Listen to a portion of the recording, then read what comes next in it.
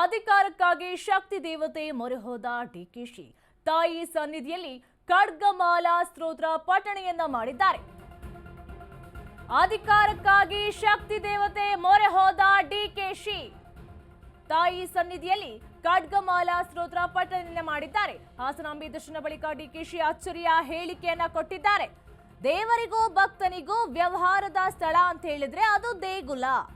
ನಾನುಂಟು, ಆ ತಾಯಿಯುಂಟು, ಭಕ್ತಿಯುಂಟು. ನವೆಂಬರ್ ಕ್ರಾಂತಿ ಚರ್ಚೆ ವೇಳೆ ಮಾರ್ಮಿಕ ನುಡಿಯನ್ನ ಆಡಿದ್ದಾರೆ. ತಾಯಿ ಸನ್ನಿಧಿಯಲ್ಲಿ ಖಡ್ಗಮಾಲಾ ಸ್ತೋತ್ರವನ್ನ ಪಠಿಸಿದ್ದಾರೆ. ಹಾಸನಾಂಬೆಯ ದರ್ಶನ ಮಾಡೋದಕ್ಕೆ ರಾಜ್ಯದ ದೇಶದ ನಾನಾ ಭಾಗಗಳಿಂದ ಜನ ಬರ್ತಿದ್ದಾರೆ. ಹಾಗೆಯೇ ಸಿಎಂ ಡಿಕೆಶಿ ಕೂಡ ನಿನ್ನೆ ಹಾಸನಾಂಬೆಯ ದೇವಿಯ ದರ್ಶನವನ್ನ ಮಾಡಿದ್ದಾರೆ. ಈ ಸಂದರ್ಭದಲ್ಲಿ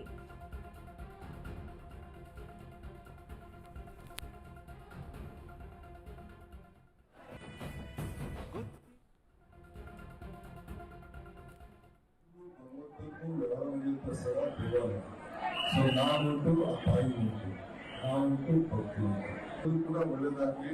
ಆ ತಾಯಿ ನೆಮ್ಮದಿಯನ್ನು ಕೊಡಿ, ಶಾಂತಿಯನ್ನು ಕೊಡಿ, ರಾಜ್ಯಕ್ಕೆ ಶಾಂತಿ ಕೊಡಿ ಅಂತೇಳಿ ಪ್ರಾರ್ಥನೆ.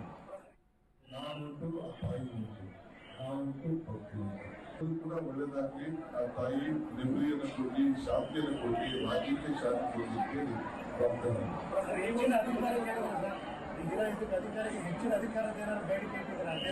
ಭಕ್ತರು ಭಗವಂತನಿಗೂ ವ್ಯವಹಾರ ಸದಾ ದೇವಾಲಯ.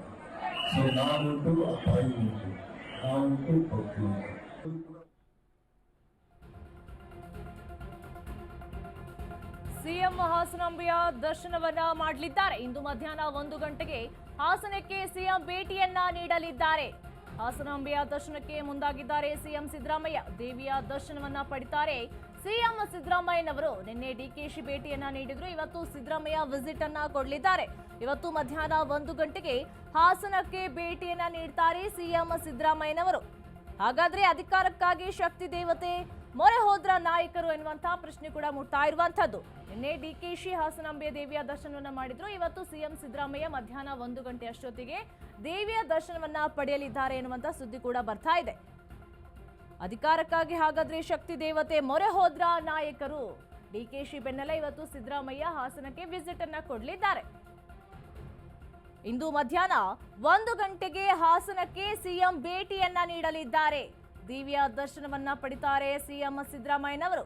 ನಿನ್ನೆ ಡಿಕೆಶಿ ಭೇಟಿಯನ್ನ ನೀಡಿದ್ರು. ಇವತ್ತು ಸಿದ್ದರಾಮಯ್ಯ ವಿಸಿಟ್ ಅನ್ನ ಕೊಡ್ತಾರೆ.